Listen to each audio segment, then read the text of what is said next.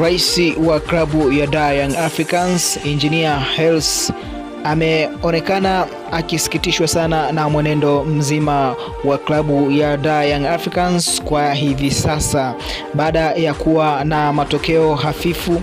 Ukiangalia mchezo ambao ulikuwa ni mgumu pia katika ligi ya Tanzania bara, tukizungumzia NBC Premier League, ambapo Yanga aliweza kucheza na Mbeya City, lakini mchezo huu uliweza kutoka kwa sare, lakini chini ya kocha Romain Folz.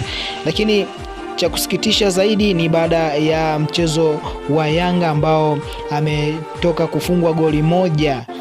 Hii imemuuma sana Engineer Hersi na kuweza basi kukaa na wa viongozi wote ambao wanaiongoza klabu hii ya Young Africans na kuweza kujua nini ambacho kinatakiwa kifanyike hivi sasa, na mchakato ambao ameuzungumzia ambao unatakiwa ufanywe haraka sana ni mchakato wa kupata kocha mpya. Licha ya kumvunjia mkataba kocha Romain Folz, basi mchakato huu hivi sasa unaendelea ili kuweza kupata kocha mpya ambaye anakuja kuifundisha klabu ya Young Africans. Kwa hivi Engineer Hersi amezungumza kwa uchungu sana.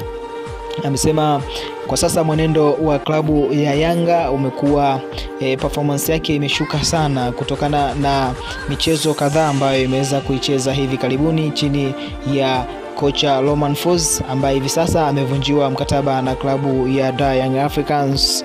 Nikukumbushe mdau wa soka wa channel hii, hakikisha unaungana nasi kwa kubonyeza maneno ambayo yanasomeka subscribe, kisha itatokea kengele, bonyeza moja kwa moja unakuwa mwanahabari mkubwa sana katika channel hii, na hapa ndipo mahali ambapo unaweza kupata taarifa hizi za soka za uhakika ambazo zinajiri ndani ya mipaka ya Tanzania lakini nje ya mipaka ya Tanzania.